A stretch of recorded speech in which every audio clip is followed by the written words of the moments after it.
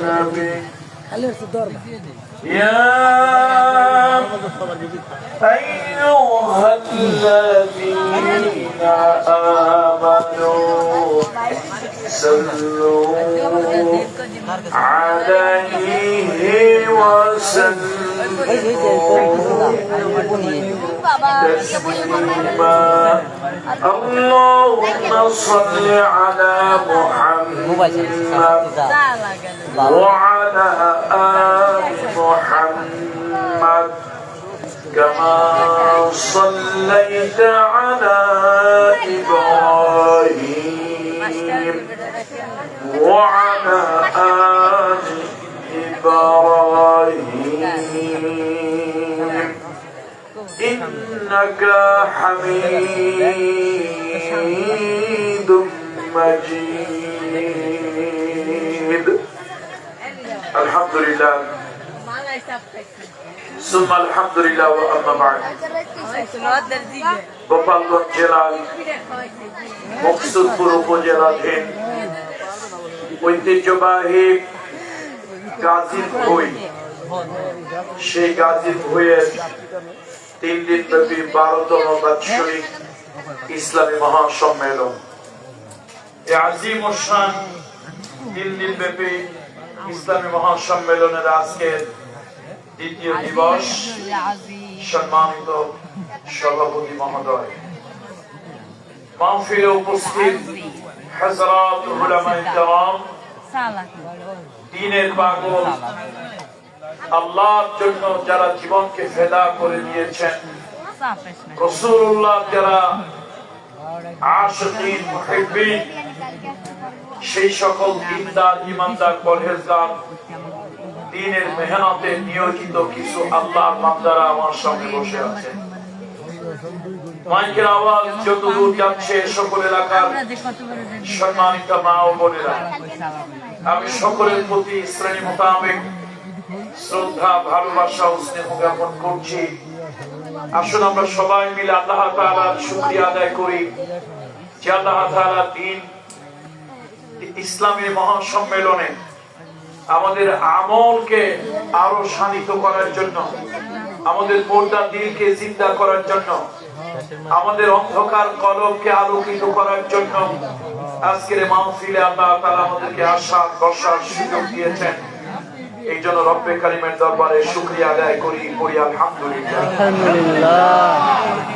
এই মাহফিলটা কেন আসলে মাহফিল মূলত দুই কারণে মাহফিল কোন ভোটের জন্য ইলেকশনের জন্য কোন দল সংগঠন কোন গ্রুপ কোন ইজম করার জন্য নয় মাহফিলটা সাধারণত দুই কারণে হয়ে থাকে একটি হলো মানুষের কাল্ব হচ্ছে এই 3.5 হাত দেহ নামক রাষ্ট্রের হেডকোয়ার্টার আমাদের দেশটার নাম বাংলাদেশ এই বাংলাদেশ পরিচালিত হয় একটা হেড অফিস থেকে তার নাম হলো সচিবালয় সেক্রেটারিয়েট আপনি প্রেসিডেন্টের দপ্তর বলেন সেক্রেটারিয়েট থেকেই সবকিছু নির্ধারণ করা হয় প্রধানমন্ত্রীর দপ্তর বলেন সেক্রেটারিয়েট থেকে নির্ধারণ করা হয় দেশের একটা চৌকিদার দফাদার ওইটাও নিয়ন্ত্রণ সেক্রেটারিয়েট থেকে হয় তাহলে একটা দেশের হেডকোয়ার্টার হলো সচিবালয় সেক্রেটারিয়েট মন্ত্রণালয় আপনার আমার 3.5 হাত দেহ নামক রাষ্ট্রে এরকম গুরুত্বপূর্ণ একটি সেক্রেটারিয়েট একটি গুরুত্বপূর্ণ সচিবালয় মন্ত্রণালয় আছে যার নাম হলো কাল্ব যার নাম কাল্ব রাসূল আকরাম সাল্লাল্লাহু আলাইহি ওয়াসাল্লাম বলেছেন ইযা সালুহাত সালুহাল জাসাদু কুল্লু ওয়া ইযা ফাসাদাত ফাসাদাল জাসাদু কুল্লু আলা ওয়া হিয়াল কলব মানুষের দিলের মানুষের শরীরের ভিতরে 3.5 হাত দেহ নামক রাষ্ট্রের ভিতরে এরকম এক টুকরা গোশতের পিণ্ড আছে এটা ভালো থাকলে মানুষ ভালো এটা নষ্ট হয়ে গেলে মানুষ নষ্ট হয়ে যায় এই যে আপনারা আসছেন এই গাজীর মধ্যে এটা কি জন্য আসছেন মূলত এই কালকে আরো বেশি আমলি করার জন্য, কলকে জিন্দা করার জন্য। আর ওয়াজ মাহফিলের আরো একটা কারণ হলো অন্ধকার সমাজকে আলোকিত করা। আল্লাহ নবী, বিশ্ব নবী, মানবতার বন্ধু মুহাম্মদ রাসূলুল্লাহ সাল্লাল্লাহু আলাইহি ওয়াসাল্লাম, আল্লাহর রাসূলের কাছে একজন সাহাবা গিয়ে বললেন, ইয়া রাসূলুল্লাহ, আমি তো মুনাফিক হয়ে গেছি। ইয়া রাসূলুল্লাহ, আমি মুনাফিক হয়ে গেছি। আল্লাহ রাসূল বললেন, না, তুমি মুনাফিক হও নাই। বললো, ইয়া রাসূলুল্লাহ, আমি মুনাফিক হয়ে গেছি। আল্লাহ রাসূল বললেন, না, তুমি মুনাফিক হও নাই। লোকটা আবার বললেন, রাসূলুল্লাহ বললেন, না, তুমি মুনাফিক হও নাই। লোকটা বলল, ইয়া রাসূলুল্লাহ, আমি যখন আপনার দরবারে থাকি, আপনার দরবারে নববীতে যখন থাকি, আমার দিলটা আল্লাহমুখী, পরকালমুখী, আখিরাতমুখী থাকে। দিলটা আমলের প্রতি আগ্রহী থাকে। আমি যখন বাড়ি যাই, আমি যখন ঘরে যাই, বাড়িতে ঘরে যাওয়ার পর আমার কাছে মনে হয় আমার দিলটা দুনিয়ামুখী হয়ে গেছে। হুজুর, আমি তো মুনাফিক হয়ে গেছি। আল্লাহ রাসূল সাল্লাল্লাহু আলাইহি ওয়াসাল্লাম মুস্কি হেসে দিলেন, আরে না, এটাই মানুষের ফিতরত, এটাই মানুষের স্বভাব, এটাই মানুষের সৃষ্টিগত একটা চরিত্র, যে মানুষ যখন দিনে মজমা, দিনই জলসা, এই যে আপনার আমলের মেহনত এখানে আসছেন, এরকম দিনই কাজে যখন মানুষ জমা হয়, দিনে মজমা যখন আসে, আলেম উলামাদের নেক্সট সুহবতে যখন আসে, আল্লাহ ওয়ালা মানুষের সুহবতে যখন আসে, তখন সেই মানুষগুলোর এই দিনটা আখিরাতমুখী, আমলমুখী, পরকালমুখী হয়। বলুন সুবহানাল্লাহ। সুতরাং এই মাহফিলটা উদ্দেশ্য প্রথম তিনটা। দ্বিতীয় উদ্দেশ্য হলো নানান ধরনের বিদআত, নানান ধরনের অপকর্ম, শরিয়া বিরোধী কাজ, দুনিয়ার অনেক ধরনের কাজে আমাদের সমাজটা কলুষিত হয়ে যায়, সমাজটা অন্ধকারে ছেয়ে যায়। কোরআন এবং হাদিসের মধ্যে আছে নূর, ক্বাদ জাআকুম মিনাল্লাহি নূরুন ওয়া কিতাবুম মুবিন।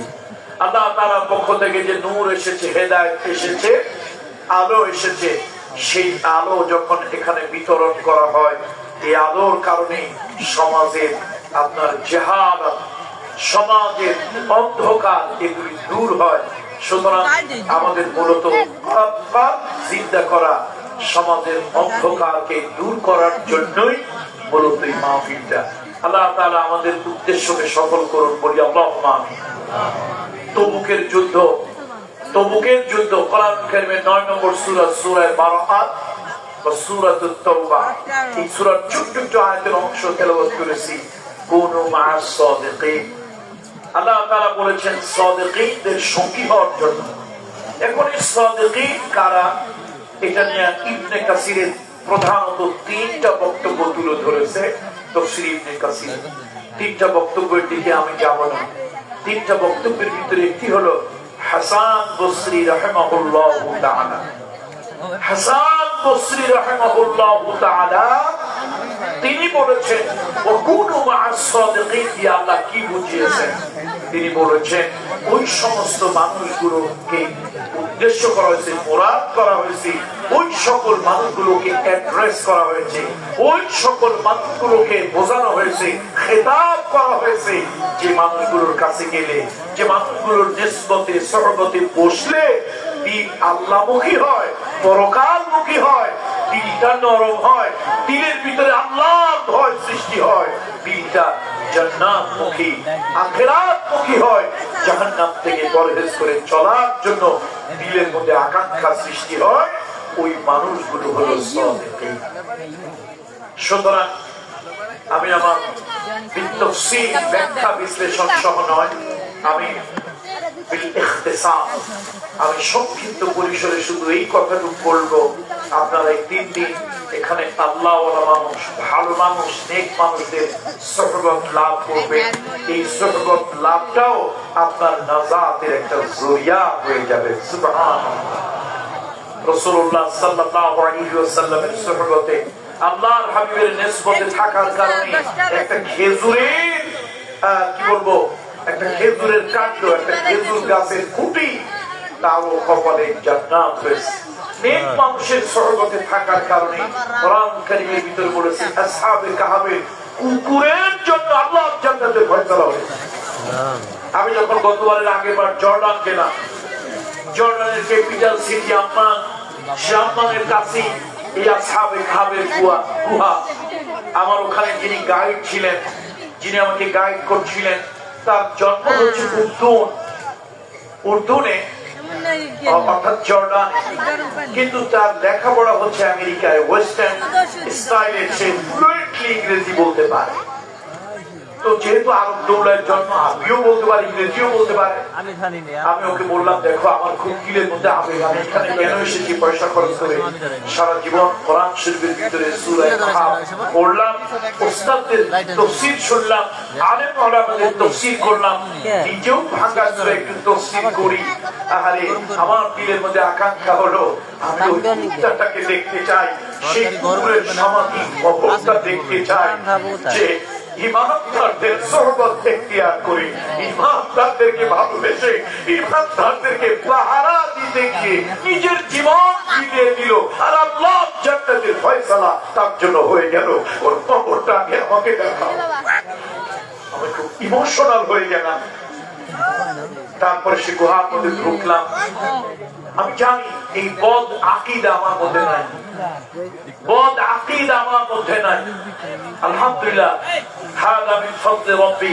আমি আমার প্রভুর কাছে সিজদায় পড়ে বলি আলহামদুলিল্লাহ, আমি এই ধারণা করি যে আল্লাহ আমার আকীদা ভালোই রেখেছেন। তো এই কবরের ভিতরে, এই আসহাবে গুহার ভিতরে কোনো বাড়তি ফজিলত আছে এটা আমার, এরকম চিন্তা আমার নাই। কিন্তু আমি বারবার ওখানে যাচ্ছি, একটু গড়াগড়ি খাওয়ার চেষ্টা করছি, আর মনে মনে চিন্তা করতেছি, আল্লাহ এমন কিছু ইমানদার ইমান বাঁচানোর জন্য, দিন বাঁচানোর জন্য নিজের দেশ ছেড়ে হিজরত করে চলে যাচ্ছিল, এই গুহার ভিতরে আশ্রয় নিল। গুহার মধ্যে তুমি তাদেরকে ঘুম দিলে, ঘুমের ভিতরে মৃত্যু দিলে। আল্লাহ এই গুহার মধ্যে তারা ছিল, আমার গায়ের সুহবতটা তাদের সুহবত একটু লাগুক, এই চিন্তা করে আমি গড়াগড়ি খাচ্ছিলাম, ওখানে দেখছিলাম, আর ওই গাইডকে বলছিলাম, প্লিজ আমাকে তুমি একটু দেখাও যে জায়গায় কুকুরটা শুয়ে শুয়ে না খেয়ে মারা গেছে। কত ভাগ্যবান কুকুর, ইমানদারদেরকে ভালোবেসে, আল্লাহওয়ালাদেরকে ভালোবেসে, দিনের জন্য যারা দেশ ছেড়ে যাচ্ছিল, দিন বাঁচানোর জন্য। আমরা কই জীবন বাঁচানো খরচ, আসলে না, ইমান বাঁচানো খরচ। দিন বাঁচানোর জন্য, ইমান বাঁচানোর জন্য যারা গুহার ভিতরে আশ্রয় নিয়েছিল, কুকুর তাদেরকে শেল্টার দিয়েছিল, পাহারা দিয়েছিল, যাতে কোনো বোনারা, কোনো মনে কোনো ভাল্লুক এসে অথবা কোনো চিতাবাঘ এসে তাদের এই গুহার মধ্যে আক্রমণ যেন না করে। বন্ধুরা আমার, মুরব্বীরা আমার, একটা কুকুর সৃষ্টির ভিতরে অনুল্লেখযোগ্য নিকৃষ্ট। ওই কুকুর একজন আল্লাহওয়ালা ঈমানওয়ালার সুহবতে থাকলো, ঈমানদারদের সুহবতে থাকলো, ঈমানদারদেরকে ভালোবাসলো, কিছু সময় তাদেরকে পাহারা দিল, কিছু সময় তাদের সুহবতে থাকলো। একটা কুকুর হয়ে তার কথা কোরআনের ভিতরে আলোচনা হলো, একটা কুকুর হয়ে তার জন্য আল্লাহর জান্নাতের ফয়সালা হলো। আর মানুষ হয়ে, যদি মানুষ হয়ে আলেম বিদ্বেষী হওয়ার কারণে, আল্লাহওয়ালা বিদ্বেষী হওয়ার কারণে, দিন বিদ্বেষী হওয়ার কারণে মানুষ হয়ে যদি আমাদের জন্য জাহান্নাম নির্ধারিত হয়, আমরা ওই কুকুরটা থেকেও নিকৃষ্ট।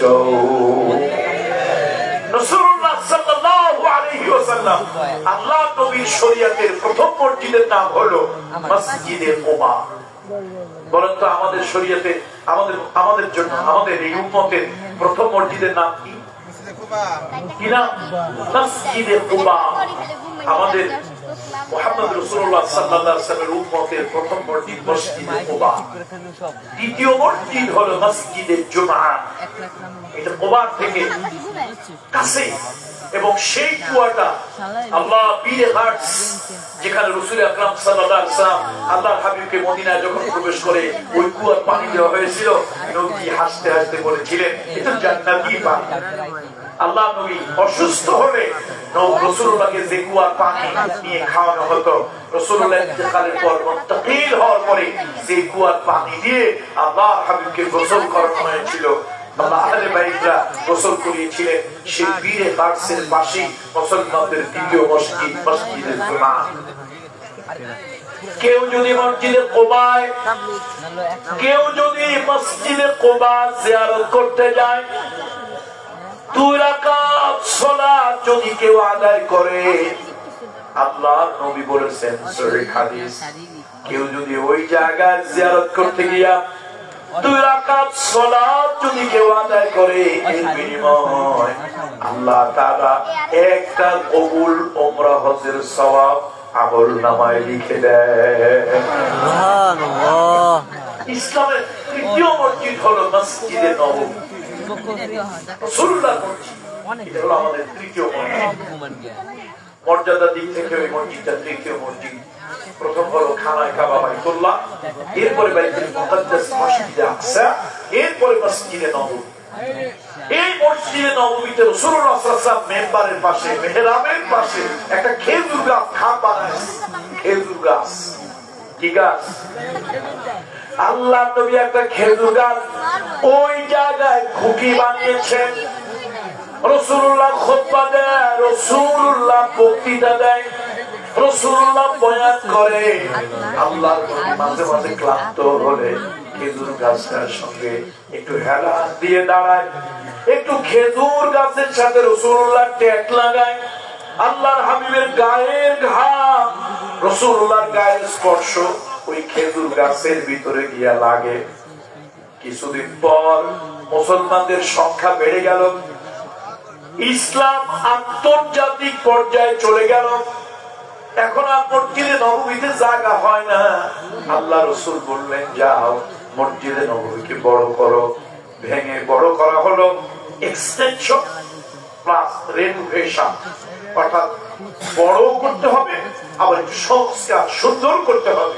এই দুইটার কাজ যখন হাতে নেওয়া হলো, রাসূলুল্লাহ সাল্লাল্লাহু আলাইহি ওয়াসাল্লাম বললেন, এই খেজুর গাছের আর এখন তো কোনো প্রয়োজন নাই, এটাকে তুলে ফেলে দাও। তুলে ওই দূরে ফেলে দিয়েছে। আল্লাহ রাসূলুল্লাহ সাল্লাল্লাহু আলাইহি ওয়াসাল্লাম খুতবা দিচ্ছেন, কার যেন কান্নার আওয়াজ নবীর কানে আসতেছে। এটা বিয়োগ ব্যথার কান্না, আমরা বলি ইংরেজিতে ট্র্যাজেডিক্যাল ক্রাই। কার যেন একটা বিয়োগের কান্না। রাসূলুল্লাহ দয়ার নবী, রহমতের নবী, আল্লাহ নবী খুতবা দিতে পারছেন না। সাহাবীরা, তোমরা দেখো তো কার কান্না যেন আমার কলিজার ভিতরে বিদ্ধ হচ্ছে, কে কাঁদতেছে। সাহাবীরা খুঁজলেন, কোথাও কেউ নাই। ইয়া রাসূলুল্লাহ, ইয়া হাবিবাল্লাহ, কাউকে পাওয়া গেল না। কেউ নাই, কে কাঁদে, কাউকে পাওয়া গেল না।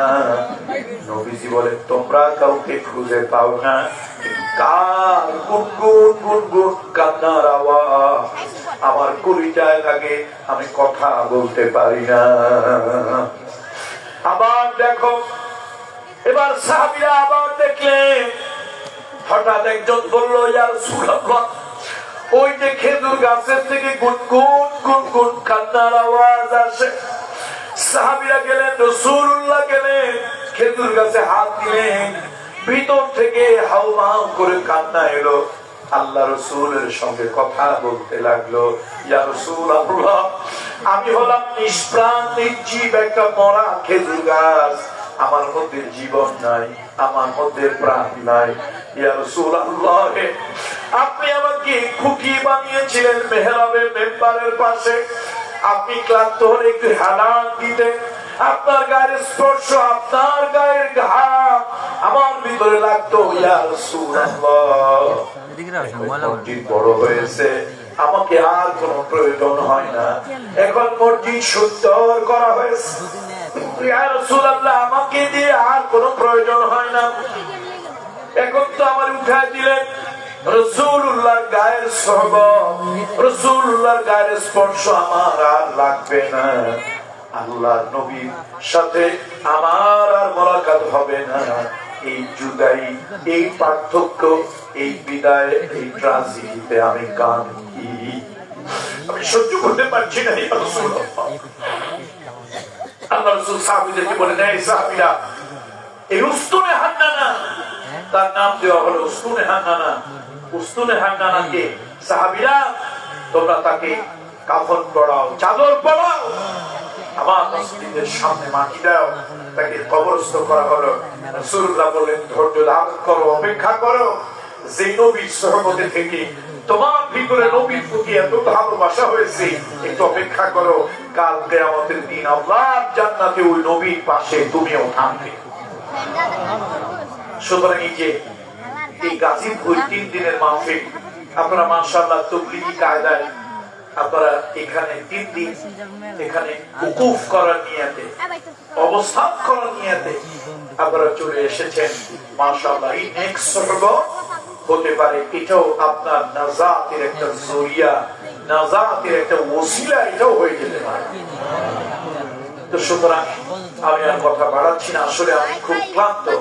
আপনারা জানেন আমি 219 নম্বর সংসদীয় আসন, যেটা জাতীয় পার্লামেন্ট, ন্যাশনাল পার্লামেন্টের কনস্টিটিউয়েন্সি 219, 219, এটা হচ্ছে মাদারীপুর 2, আমার কনস্টিটিউয়েন্সি হচ্ছে মাদারীপুর 2। এই আসনে আমি একজন ইন্ডিপেন্ডেন্ট, একজন ক্যান্ডিডেট, একজন স্বতন্ত্র প্রার্থী। তো আমি আসলে প্রচুর পরিশ্রম করি, door to door, man to man, কে হিন্দু, কে মুসলমান, কে ধনী, কে গরিব, কে বড় লোক, কে পয়সাওয়ালা, কে ফকির, এটা না, সকলের কাছে যেতে হয়। প্রতিদিন অনেকগুলো প্রোগ্রামে অ্যাটেন্ড করতে হয়। সকাল থেকে ঘুরতে ঘুরতে ঠান্ডার মধ্যে আমার মনে হয় কণ্ঠ ধরে গিয়েছে, আমি কথাই বলতে পারছিলাম না। যা হোক, তো আপনাদের একটা টাইমের একটা ফ্রেম আছে, একটা টাইমের একটা ডিমার্কেশন আছে, সেটা হলো রাত 10টার মধ্যে আপনারা এটা সিদ্ধান্ত হয়েছে, মশওয়ারা হয়েছে যে আমরা এই সময় পর্যন্ত থাকবো, সাথী ভাইদের কষ্ট না হোক। আমি এই জন্য আর কথা বাড়াচ্ছি না। আল্লাহ তাআলা যদি হায়াতে বাঁচিয়ে রাখেন, আবার কখনো কথা বলবো। আপনারা সকলে আমার জন্য দোয়া করবেন। সকলের কাছে আমি দোয়া চাচ্ছি। দোয়ার থেকে বড় সম্পদ, দোয়ার থেকে দামি সম্পদ পৃথিবীতে নাই। একটা হাদিসের মধ্যে এসেছে, সনদ এবং মতনে কিছু পার্থক্য আছে, আলেমরা বুঝবেন। আপনারা সনদ মতন কি জিনিস আপনারা বুঝবেন। সনদ এবং মতনে কিছু পার্থক্য আছে। একটি হাদিসের মধ্যে এসেছে, সাহাবীরা একদিন রাসূলুল্লাহকে বললেন, ইয়া রাসূলুল্লাহ, হুজুর, আমরা আজকে আপনার থেকে কোনো ওয়াজ শুনবো না। ইয়া রাসূলুল্লাহ, আমরা আপনার থেকে আজকে কোনো ওয়াজ শুনবো না, আমরা আপনার থেকে শুনতে চাই আপনার ব্যাপারে আপনি কিছু বলুন। মান আনতা ইয়া রাসূলুল্লাহ, হুজুর আপনি কি, লিমা জিতা, আপনি আসলেন কেন পৃথিবীতে? নবী আপনি পৃথিবীতে আসলেন কেন? রাসূলুল্লাহ সাল্লাল্লাহু আলাইহি ওয়াসাল্লাম কোন সনদে এসেছে, মতনে এসেছে 4টা বলেছেন, কোন মতনে এসেছে 3টা বলেছেন। তার মধ্যে নবীজি বলেছেন, শোনো, আমি হলাম দুআ ইব্রাহিম খলিল।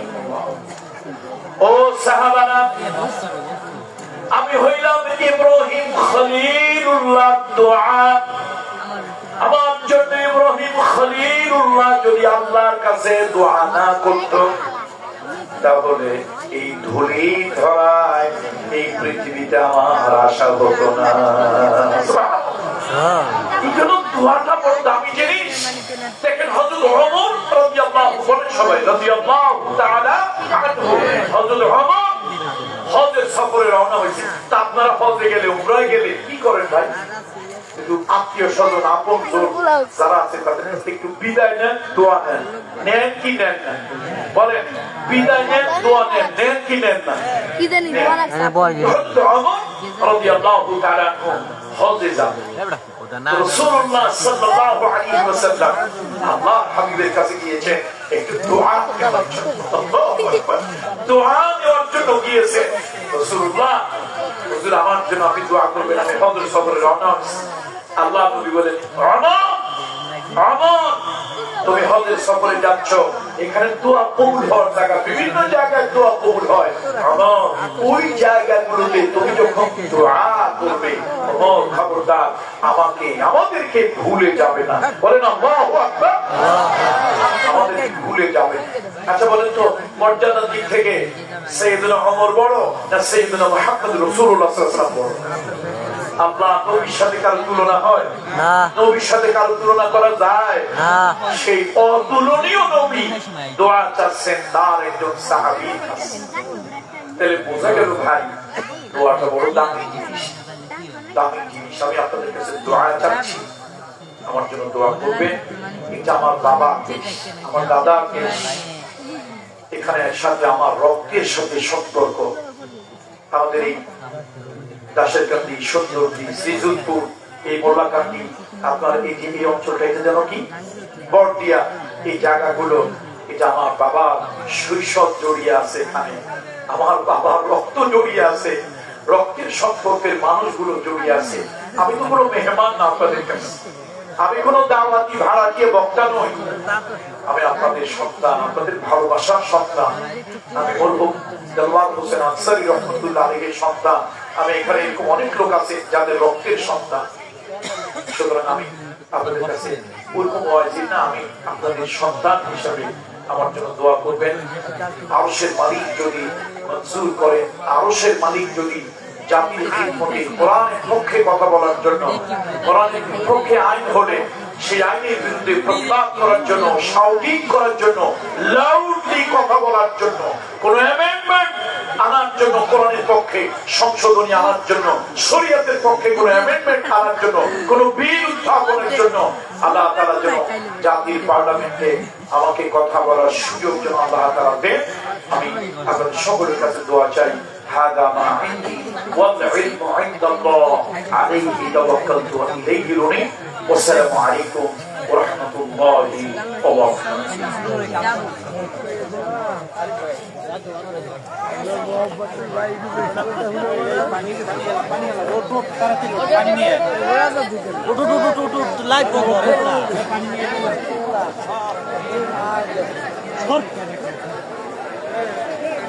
এটা বুড়াবো